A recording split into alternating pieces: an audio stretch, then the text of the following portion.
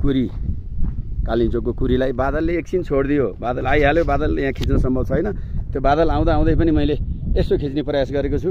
यो चाहिँ सुन्दर छ, तर यहाँ फोटो खिच्न सकिएन किनकि हामी ढिलो आयो भएर। बादल यसरी आएको छ। यो पटार यो चाहिँ घुम्न कति रमाइलो छ। हामी चाहिँ यो कुरी बजार जाने ठाउँ भन्छ यो। हामी उकालो हामी हिँडेरै कालिम्पोङसम्म गयौँ। अरू केबल कारबाट गए पनि हामी चाहिँ यो हिँडेरै यो यात्रा पुरा गऱ्यौँ।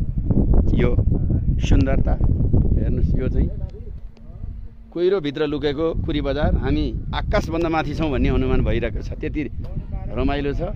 बादल हेर्नुहोस् त, सरर बादल आएको छ। हामी यो बादलको बिचमा दोलखाको कालिम्पोङ नजिक पर्ने कुरी बजारमा हामी यसरी रमाइलोसँग रम्दैछौँ, हिँड्दैछौँ।